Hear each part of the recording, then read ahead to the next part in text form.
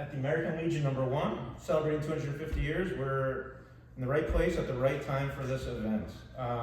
Civic engagement, Ali kind of gave some of the basic concepts, at least according to the U.S. citizenship test, of what it means to be civically engaged. I think, there's definitely room to quibble there, but I think we all get the gist of that. And I think we kind of want to focus on some questions that'll be worth an interesting dialogue. From my personal perspective, it seems to me, at least, that civic engagement was at one point an obvious and honored duty in this country. It seems to me, at least, that today, many Americans embrace the me first aspects of liberty, and ironically increasingly expect to receive more from the government without much in the way of accountability. So what's going on here? What can we do? Why is this important? And so we have this distinguished panel with a long track record of civic engagement, and so we're going to hear from them on some of these questions, and maybe they can be more optimistic than I am. So I think let's start with a basic question, kind of taking a step back, trying to get an understanding how maybe each of you felt that call to first get civically engaged, and it's surprisingly not that common among a lot of us. I'm going to start with Alex. I know you have, you were in the Army, and I'm wondering if that kind of propelled your call to civic duty, or did it come from something before that, or no, just a few minutes each. I don't want to go too long in this section of the evening, but if you can kind of give a brief what brought you to. No, it's really I think my civic involvement probably began in college or after college. And part of the reason for that was when I was on the faculty at the County College of Morris. If you're on the faculty, one of the things that they always encourage you to do is to become involved in your community. I mean, this is something that that is, I don't want to say it's a part of the job, but it's something that's expected of you. You have to become involved in the life of the students and attend there.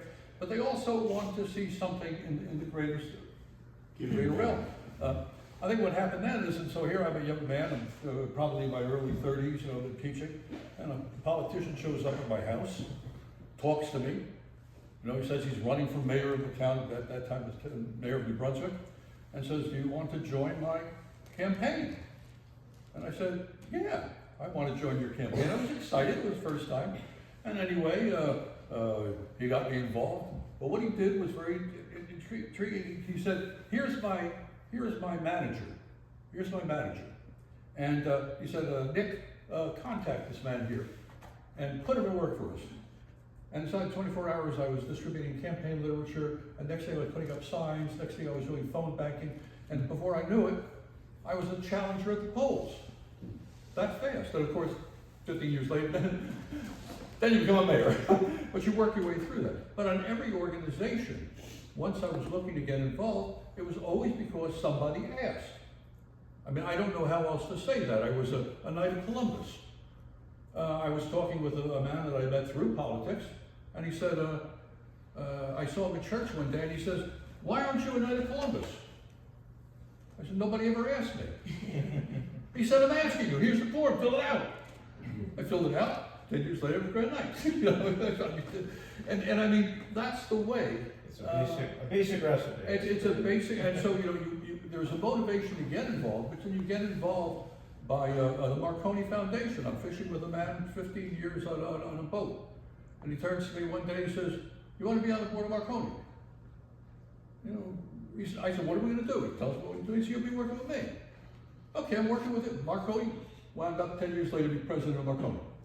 But it's always that personal contact. Now, the push was to get involved, let's say, through the college or schools, and I think that was the initial thing. So I was choosing things that I enjoyed, but it was also fulfilling a need for for professionally, and I enjoyed it immensely. So, but that was my introduction. Thank you, Robert. Do you want to? Sure, I'll piggyback. I look at the definition of civics, which really has to do with the study of the duties, responsibilities, and rights of citizenship. It's pretty basic, pretty simple, and how government functions in all of this. What our roles and responsibilities are when it comes to the local, the state, and the federal level.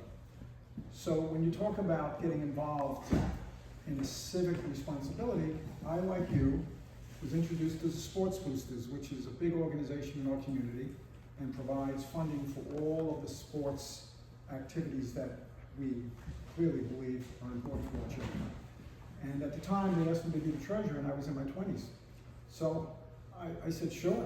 It was as if the organization had become top-heavy, and the guys who had been doing it for decades were getting tired. They didn't understand it. So I joined that organization, and then when I was 24, I ran for council. Got elected, ran again at 27, got elected. Ran for mayor at 30, got elected. So I was young, very young, when you consider what age group I was involved in. So people say to me today, what has happened to participation? What has happened in civics? Why aren't more people involved? And I attribute it to... We're gonna get to that. Okay, you want to wait on that? If it's okay by you, I wanna hear from you. No, But I wanna get a I'll- background first, but yeah, we're Okay,